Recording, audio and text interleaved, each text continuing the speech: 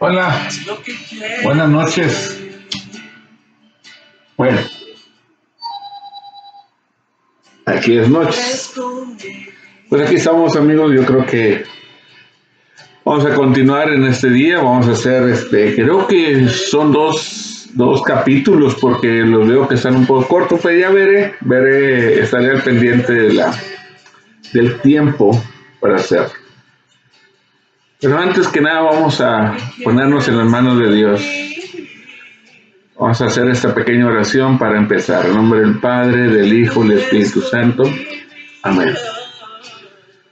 Ay, bendito Dios, pues muchas gracias por todo lo que nos dices este día. Y te pedimos que nos acompañes, Padre Santo. Que tengas piedad y nos acompañes en este camino. Envía tu Espíritu a cada uno de los que están escuchando estas lecturas bíblicas. Envía tu Espíritu para que podamos abrir el entendimiento, Padre, y vaya creciendo en nosotros esta necesidad de tu palabra y reconociendo lo importante y tantas cosas que se pueden aprender de tu evangelio y aprendiéndote, pues, amándote más. Ven, Espíritu Santo, nos abrimos y nos entregamos a ti y nos ponemos en tu disposición. En nombre del Padre, del Hijo y del Espíritu Santo.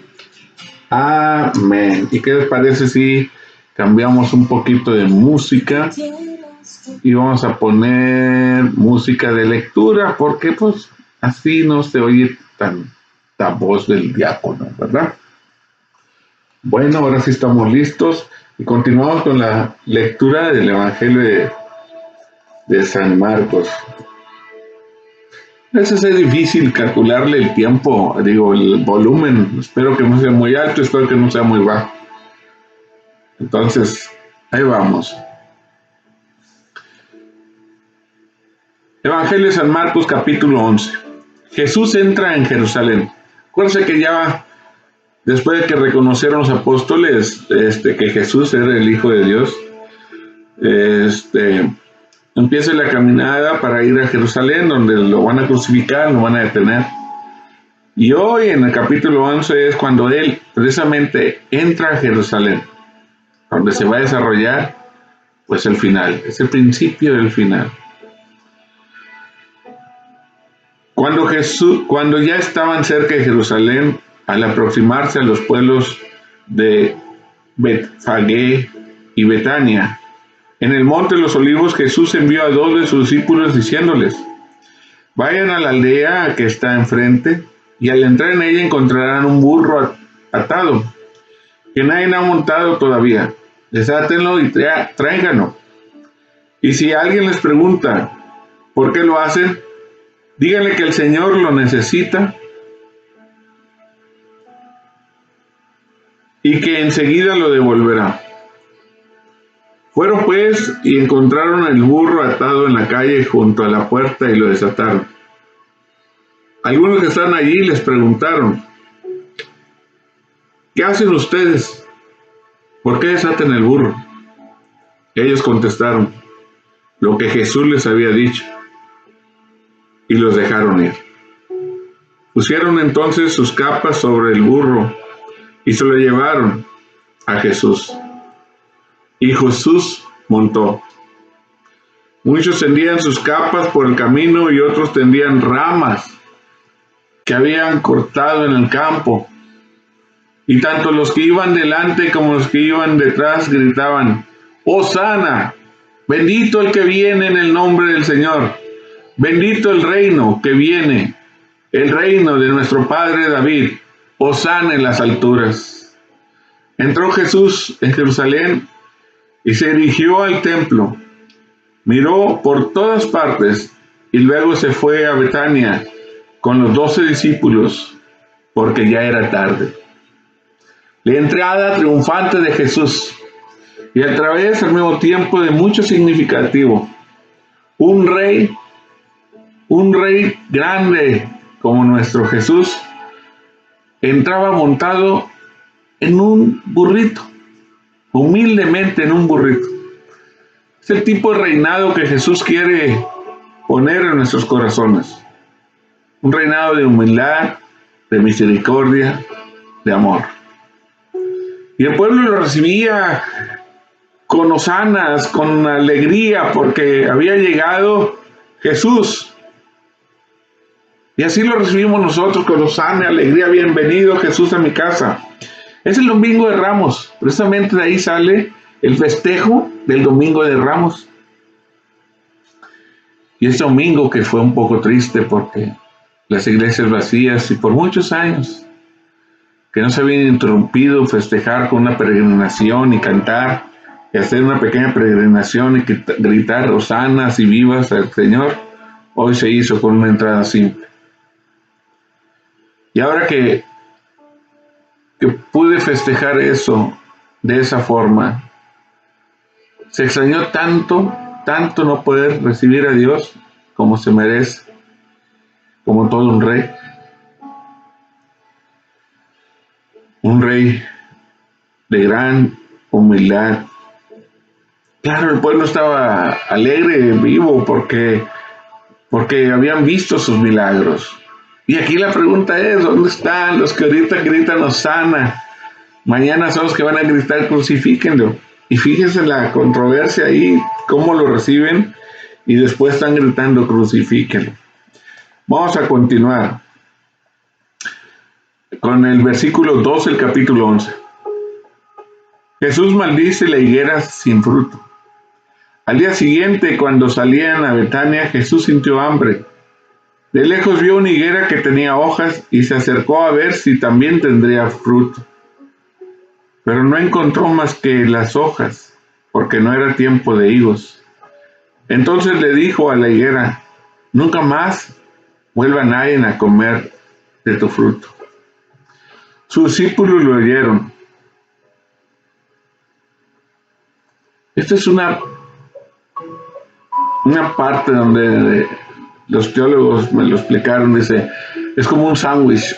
Pusieron la capa de arriba de la higuera y luego sigue Jesús que purifica el templo y luego continúa con esta pericopa, le llaman, ¿verdad? Esta historia de la higuera. Una higuera que a veces decimos nosotros, es que no es mi tiempo de dar frutos.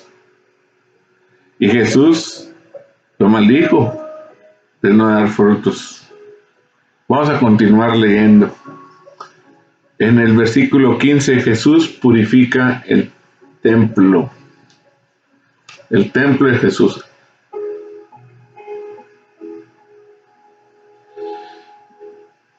Versículo 15. Después que llegaron a Jerusalén, Jesús entró en el templo y comenzó a echar de allí a los que estaban vendiendo y comprando.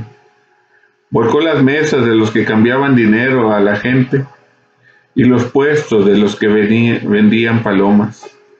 Y no permitía que nadie pasara por el templo llevando cosas. Y se puso a enseñar diciendo, en las Escrituras dice, mi casa será declarada casa de oración para todas las naciones, pero ustedes no han hecho de ella una cueva de ladrones. Al oír esto, los jefes de los sacerdotes y los maestros de la ley comenzaron a buscar la manera de matar a Jesús, porque le tenían miedo, pues toda la gente estaba admirada de su enseñanza. Pero al llegar la noche, Jesús y sus discípulos salieron de la ciudad.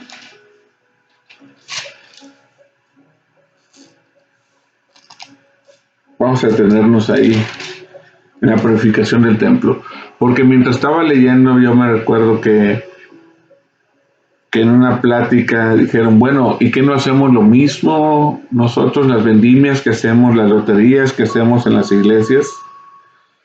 Y alguien dijo muy atinadamente, de esas cosas que Dios te da, la diferencia aquí es que el dinero que ganaban de la venta en aquel tiempo de los templos era para ellos, no era para la iglesia, no era para el templo. Sí daban sus diezmos si ustedes quieren, pero ellos se quedaban con las ganancias.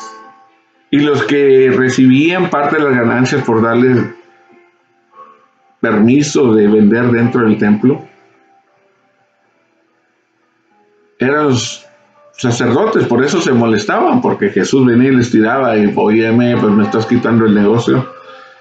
Y las cosas que nosotros hacemos ahora que tenemos una vendimia ahí de lotería o vendemos, hacemos comidas para después de misa, poder mantener algunas cosas de la iglesia, todo se queda en la iglesia, todo centavo que entre de la iglesia. Y realmente son donaciones las que se venden, porque inclusive la gente lleva sus huevitos, lleva su comida, la donan para venderla y por eso sale barato. Y así recaudar fondos pues, para poner sus puestecitos tal vez en la kermés o para ayudar a la iglesia, ¿verdad? Con estas cosas, comprar libros de catecismo, comprar micrófonos, reparar, pintar, lo que el comité de finanzas de la iglesia quiera. Entonces, no es lo mismo. Es muy diferente. En aquel tiempo se abusaban, ¿verdad? Y robaban a la gente por la necesidad de tener que, para perdonar sus pecados, tenían que comprar un pichón y el pichón te lo vendían ahí para que lo sacrificaras, porque ni modo que lo llevaran cargado, ¿verdad? Y había todo tipo de animales que vendían para el sacrificio y eran criados para el sacrificio, para perdonar los pecados.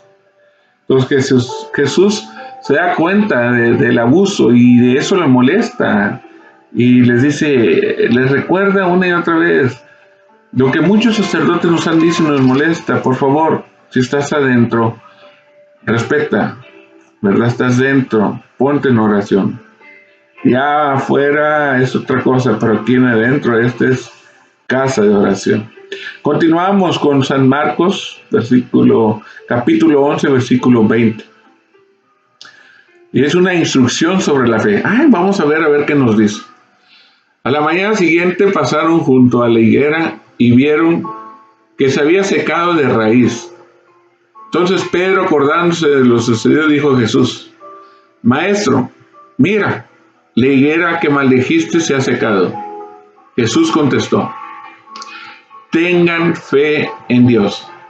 Pues les aseguro que si alguien le dice a ese cerro, quítate de ahí y arrójate al mar, y no lo hace con dudas, sino creyendo que ha de suceder lo que dice, entonces sucederá.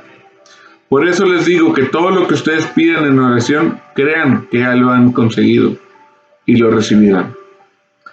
Y cuando estén orando, perdonen lo que tengan contra el otro, para que también su Padre que está en el cielo les perdone a ustedes sus pecados. Amén.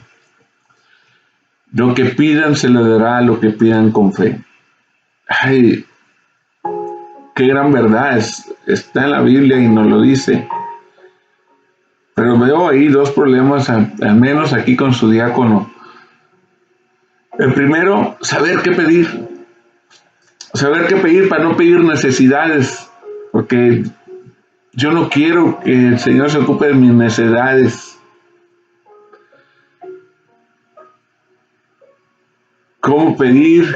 ¿Qué saber? Estar en oración, en gracia con Él, para que Él me vaya guiando a saber cómo pedir también. ¿Cómo pedir también? Porque a veces queremos, dicen por ahí, pedimos paciencia, y nos entra en la paciencia, nos da más problemas para que vayamos creciendo en paciencia. Y uno es esa, creer en qué pedir, saber qué pedir, cómo pedir. La otra es la fe. La fe, porque precisamente por eso también, porque he pedido tantas necesidades que ahora que no se me cumplen porque son realmente necesidades, que poco a poquito voy perdiendo la fe. ¿Y por qué he de molestarte, Señor? ¿Por qué molestarte con mis cosas? ¿Por qué no confiar en que tú estás en control y dejarte que tú hagas? ¿Y por qué no doblegarme a mis gustos, a mis placeres, para honrarte a ti? ¿Qué es lo que deberíamos hacer? Entonces esas dos cosas para mí dice, sí, tengo fe, tú tienes fe, y mucha fe, muchísima, pero pues sabemos pedir.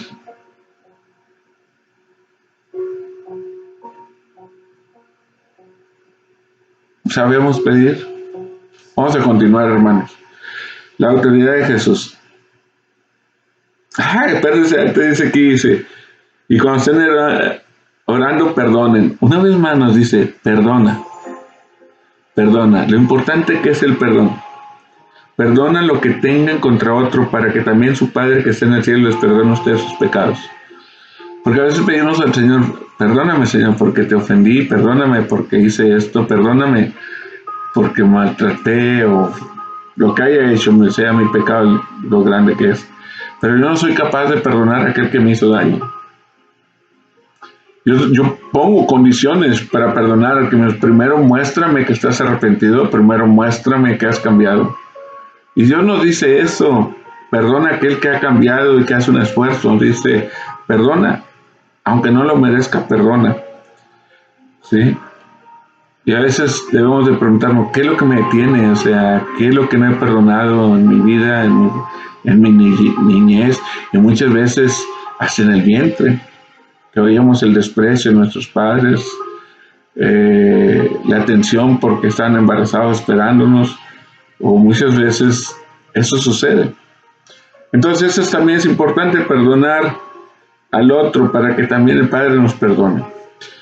Versículo 27 del capítulo 11 dice la autoridad de Jesús. Después de esto regresaron a Jerusalén. Mientras Jesús andaba por el templo, se acercaron a él los jefes de los sacerdotes, los maestros de la ley y los ancianos, y le preguntaron, ¿con qué autoridad haces esto? ¿Quién te dio la autoridad para hacerlo? Jesús le contestó, yo también les voy a hacer una pregunta. ¿Quién envió a Juan a bautizar, Dios o los hombres? Contésteme y yo les diré con qué autoridad hago esto. Ellos se pusieron a discutir unos con otros. Si respondemos que Dios lo envió, va a decir, entonces, ¿por qué no le creyeron? ¿Y cómo vamos a decir que lo enviaron los hombres? Y como vamos a decir que lo enviaron los hombres, tenían miedo de la gente, pues todos creían que Juan era un profeta, así que respondieron, no lo sabemos. Entonces Jesús simplemente les contestó, pues yo tampoco. Les digo, con qué autoridad hago esto. Una cosa que fíjense en cada pregunta, en este evangelio y en todos los demás evangelios, la gran sabiduría de Jesús. Sí, le pusieron unas trampas que no había salida. Unas preguntas que lo que contestara, bueno o malo, iba a estar mal. Y Jesús siempre salió con una sabiduría y lo hace tan fácil que parece ser que es algo sencillo esa sabiduría. Y lo bueno de esto es que a veces nosotros también, si siempre estamos en gracia con el Señor, Él nos da la sabiduría y las palabras para que tenemos que decir en los momentos de conflicto. Entonces, me encanta la sabiduría del Señor y me encanta cómo entre más tratan, más se realza la sabiduría del Señor. ¿Sí? En el versículo 13, amén. En eso terminó el capítulo 11. Vamos a continuar con el capítulo 12, que también está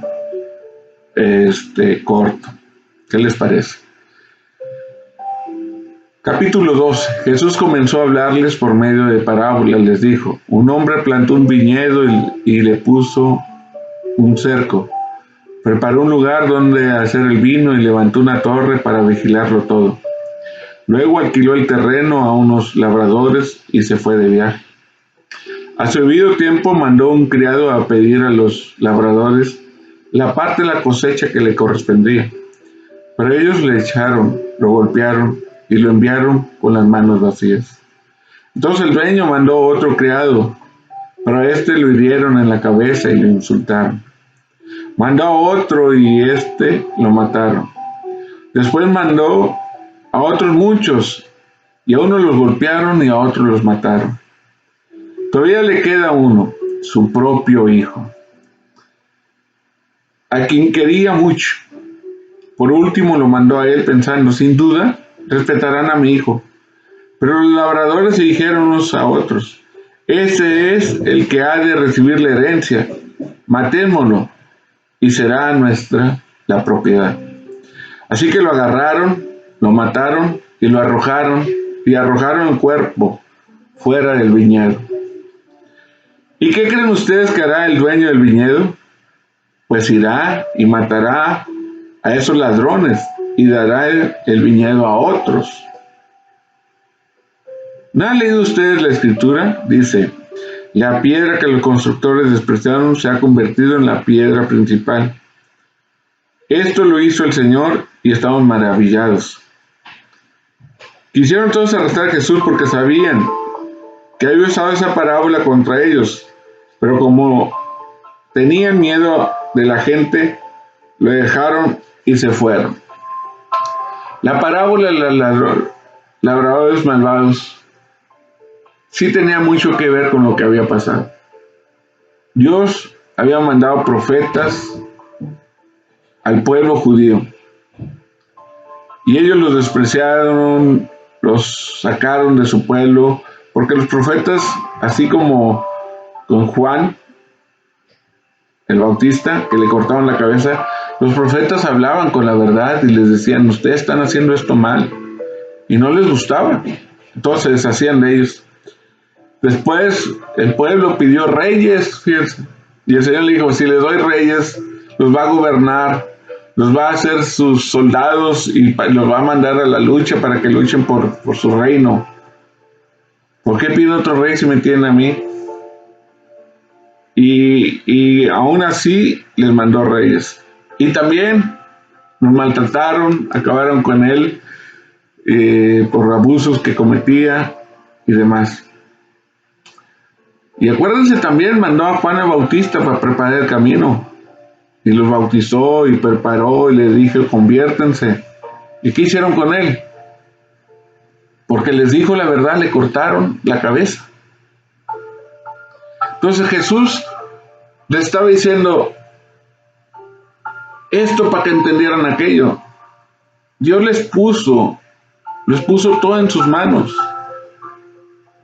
Y ustedes han destruido, matado a todo lo que les ha mandado, porque no les conviene. Y ahora va a mandar a su hijo, que es él, y lo van a matar. Y cuando lo maten, ¿qué cree que va a hacer el Padre con ustedes? Les pregunta, y ellos contestan, pues irá y matará a esos ladrones y dará el viñedo a otros. Se deshará de ellos y se los va a dar a otros. Se lo dio a Pedro, que es el primer papa. Se lo dio a los apóstoles. ¿Sí? Y se construyó su primera iglesia. Vamos a continuar. La parábola, la pregunta sobre los impuestos. Versículo 13 del capítulo 12.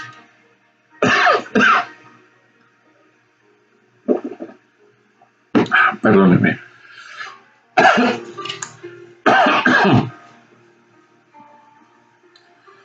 Mandaron a Jesús algunos de los fariseos del partido de Herodes. Mandaron a Jesús a algunos de los fariseos y del partido de Herodes para hacerle decir algo de que pudieran acusarlo. Y esto fueron y dijeron.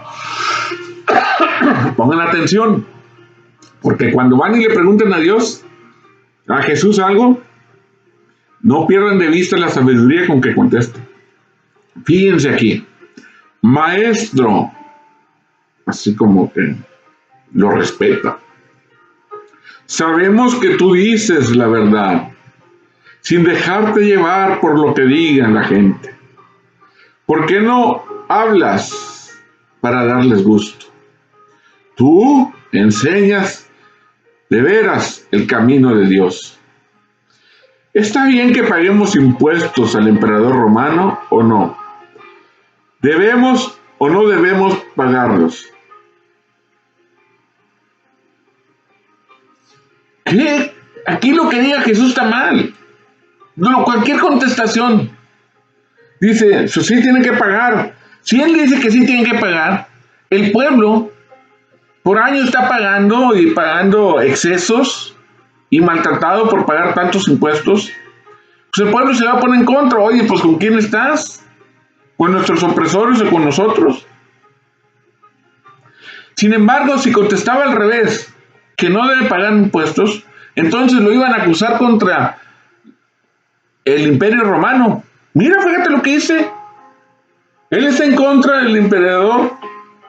Dices y alborota a la gente para que no paguen impuestos. ¿Cuál es la salida? No hay forma de sacarlo. Todo lo que diga es una buena trampa. Pero miren a Jesús, la sabiduría de Jesús. En el versículo 15 dice, pero Jesús que conocía su hipocresía, fíjate, Jesús conocía que le estaban preguntando eso porque está lleno de alabanzas la pregunta, maestro, tú hablas bien, tú dices lo que sientes, no te preocupa aunque no que quieras agradarle, darle gusto a otros, ¿sí? Y tú de verdad enseñas el camino de Dios. Lo llenaron de gran elogios al maestro. Pero Jesús, que conocía su hipocresía, les dijo, ¿por qué me tienden trampas? Tráiganme una moneda de denario para que la vea. Le trajeron una moneda. Se la llevaron y Jesús les dijo, ¿de quién es esta cara y el nombre que aquí está escrito? Le contestaron, del emperador. Entonces Jesús les dijo, pues den al emperador lo que es del emperador y a Dios lo que es de Dios. Y su respuesta los dejó admirados. Amén, mi Dios. Tenemos un Dios de sabiduría. Si en algo aprendemos en esta lectura hoy, que tenemos un Dios de mucha sabiduría, muchísima sabiduría. No hay forma que tú le pongas trampas, porque a veces le queremos poner trampas. Si tú me haces esto y es que esto, el Señor te conoce, hermano. El Señor te conoce. Entonces, sí, es la respuesta les dejó totalmente admirados. Dele al perdón lo que es del perdón, dale a Dios lo que es de Dios. Tu amor, tu tiempo, tu comportamiento. Y al mundo dale lo que es del mundo. Su dinero, sus leyes, respétalas. Eso del mundo. Lo que es de Dios es de Dios. La pregunta sobre la resurrección. En el versículo 18, capítulo 2. Entonces fueron a ver a Jesús algunos saduceos. Estos dicen que los muertos no resucitan. Por eso le presentaron este caso. Maestro, Moisés nos dejó escrito que si un hombre casado muere sin haber tenido hijos con su mujer, el hermano difunto deberá tomar por esposa a la viuda para darle hijos al hermano que murió. Pues bien, había una vez 7 hermanos, el primero de los cuales se casó pero murió sin dejar hijos. Entonces el segundo se casó con la viuda, pero él también murió sin dejar hijos. Lo mismo pasó con el tercero y con los 7, pero ninguno dejó hijos. Finalmente murió también la mujer. Pues bien, en la resurrección, cuando vuelvan a vivir, ¿de cuál de ellos será esposa de esta mujer, si los 7 estuvieron casados con ella? Jesús les contestó, y era una buena pregunta, una pregunta válida, porque ellos tenían esa costumbre de casarse con la cuñada para honrar al hermano, y los hijos de ellos iban a ser hijos de su hermano también. Y es una costumbre de aquellos tiempos, o unas creencias, o una forma de vivir de aquellos tiempos. En el versículo 24 del capítulo 12 dice, Jesús les contestó, ustedes están equivocados porque no conocen las Escrituras ni el poder de Dios. Cuando los muertos resuciten, los hombres y las mujeres no se casarán, pues serán como los ángeles que están en el cielo. Y en cuanto a que los muertos resucitan, ¿no han leído ustedes en el libro de Moisés el pasaje de la zarza que ardía? Dios le dijo a Moisés, yo soy el Dios de Abraham, Isaac y Jacob. Y él no es Dios de muertos, sino de vivos. Ustedes están muy equivocados. Hay muchas cosas, hermano, muchísimas cosas que Dios aún no nos lo revela, al menos tanto personalmente como a la humanidad. Muchas cosas que todavía no entendemos, y queremos darle respuesta y realmente no está dentro de nuestro entendimiento. Y una cosa es esta, la resurrección, ¿cómo va a ser? Seremos como ángeles. ¿Cómo son los ángeles? Son seres de luz. No tienen cuerpo, pero es como un alma que tiene luz, brillo propio, ¿verdad? Y como no tiene cuerpo, no lo puedes tocar, pero ahí está, ¿verdad? Son ángeles. Entonces, cuando volvemos a resucitar, dice, seremos como ángeles. Nosotros ya no, aunque conoceremos a la persona, hasta el amor cambia, hermanos. El amor que, por ejemplo, le tenemos al Padre va a ser más intenso, más limpio. Ya no habrá amor de carne, la necesidad de la carne, porque ya no tenemos cuerpo. Será más puro, más perfecto. Ya seremos glorificados, como dicen por ahí. Versículo 28, el mandamiento más importante. Al ver que Jesús les había contestado bien, uno de los maestros de la ley, que los había oído discutir, se acercó a él y le preguntó: ¿cuál es el primero de todos los mandamientos? Jesús le contestó: el primer mandamiento de todos es: oye, Israel, el Señor nuestro Dios es el único Señor. Ama al Señor tu Dios con todo tu corazón, con toda tu alma, con toda tu mente y con todas tus fuerzas. Pero hay uno segundo: ama a tu prójimo como a ti mismo. Ningún mandamiento es más importante que estos. El maestro de la ley dijo: muy bien, maestro, es verdad lo que dices. Hay un solo Dios, no hay otro fuera de él.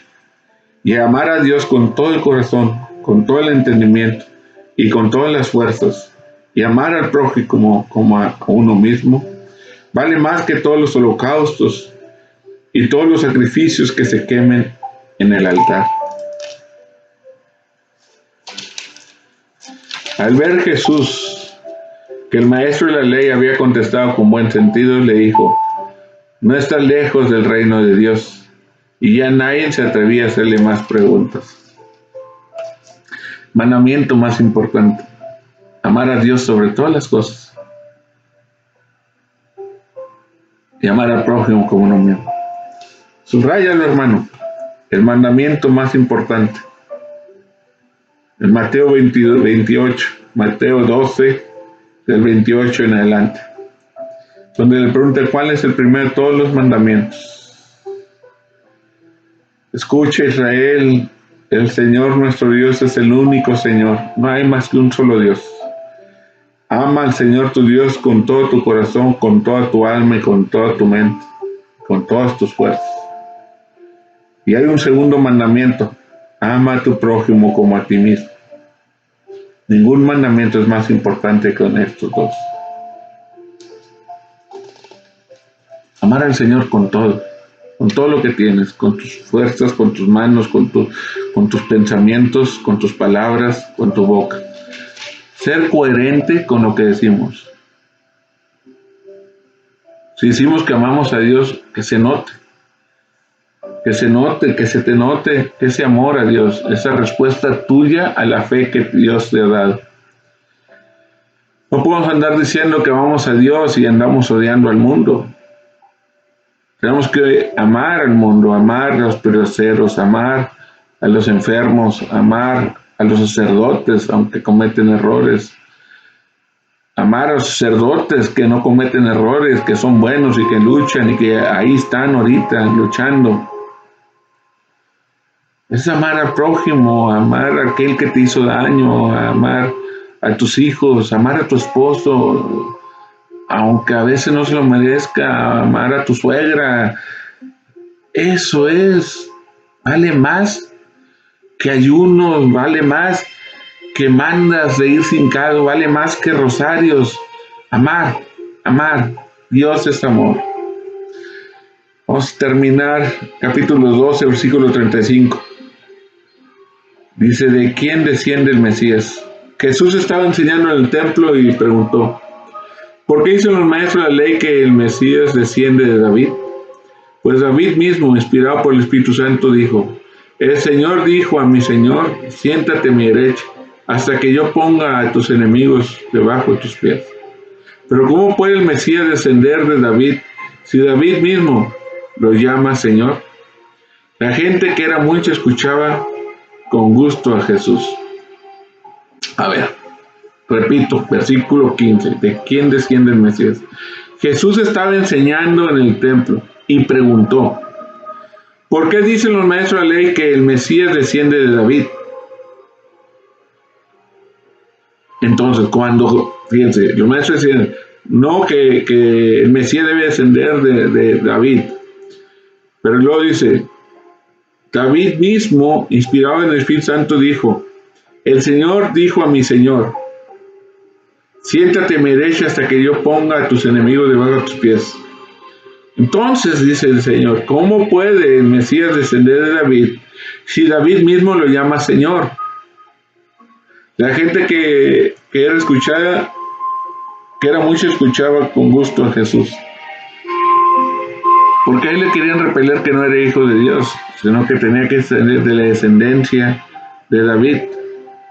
Dice, no, uno viene de Dios más que de David. Mi padre es Dios. Versículo 38. Jesús denuncia a los maestros de la ley. Jesús decía en su enseñanza, cuídense de los maestros de la ley, pues les gusta andar con ropas largas y que los saluden con todo respeto en las plazas, buscan los asientos de honor en las sinagogas y los mejores lugares en las comidas, y despojan de sus bienes a las viudas, y para deslumbrarlo hacen largas oraciones. Ellos recibirán mayor coste. Mientras leía me acordé cuando estábamos en los cursos del diaconado, nos preguntó un padre, un sacerdote, maestro que nos estaba preparando, ¿por qué quieren ser diáconos? Y nos dijo así, fuerte y directo. Si quieren ser para que los vean allá arriba o porque se van a sentar en una silla, ese no debe ser el motivo. Ese no debe ser el motivo. No es para que te traten mejor. Que sí te traten mejor, fíjate. La gente no sé por qué. En primer lugar cree que sabemos todas las respuestas. Hermano, estoy igual que tú. Pero es un cariño especial. Es algo que pasa cuando tú te revistes. Y que la vida me ha enseñado que ese algo especial uno lo debe estar viviendo aún sin las vestiduras. Porque seguimos siendo diáconos consagrados al Señor y al servicio de los demás. Entonces, debemos ser humildes y no buscar que nos reconozcan, no buscar que nos vean que estamos rezando, no buscar que nos vean que somos buenos, no buscar. El que debemos de creerle a Dios, no a la gente. ¿Bien? La ofrenda de la viuda pobre, versículo 41. Jesús estaba una vez sentado frente a los cofres de las ofrendas, mirando cómo la gente echaba dinero en ellos.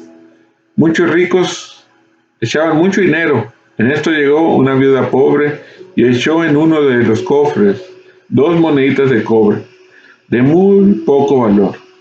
Entonces Jesús llamó a sus discípulos y les dijo, les aseguro que esta viuda pobre ha dado más que todos los otros que echan dinero en el cofre. Pues todos dan de lo que les sobra, pero ella en su pobreza ha dado todo lo que tenía para vivir. Palabra del Señor. Y así termina el versículo 12. La ofrenda de la viuda pobre. Y es cierto, hermanos, es cierto.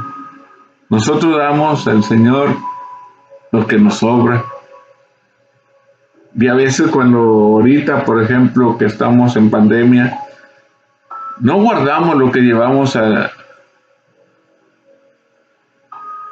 la iglesia cada domingo y se los mandamos, porque hay que pagar la luz como quiera. No, es como que hasta que yo vaya, y cuando yo vaya te doy, si no voy no vaya, como que Dios deja de existir, o la necesidad del templo debe estar porque no está. Y eso lo gastamos o lo malgastamos, ¿verdad? Lo que ya tenemos destinado para eso. Pero cuando das es el extra, cuando tú das de lo que tienes, cuando tú vas y eso que tú ayunaste porque no lo comiste, lo repartes con los demás, con los pobres, con los necesitados, cuando tú te encargas de alguien que está necesitado y lo cuidas como tu padre, tu madre, tu suegra, tu tía, Dios lo ve y a Él le agrada ese sentimiento de humildad y de desprendimiento que uno tiene.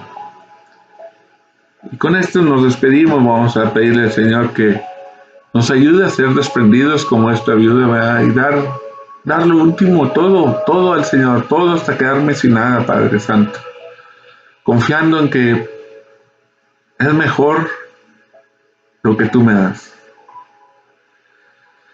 Ay, hermanos, pues nos despedimos, hicimos capítulo 11 y 12, ya 45 minutos casi. Déjenme despedirme. Señor esté con ustedes. La bendición de Dios Todopoderoso, Padre, Hijo y Espíritu Santo, descienda sobre ustedes. Un saludo a Martita, una amiga mía que me acaba de mandar un mensaje que estaba viendo esto. Nos despedimos. Hasta pronto. Dios te ama y yo también.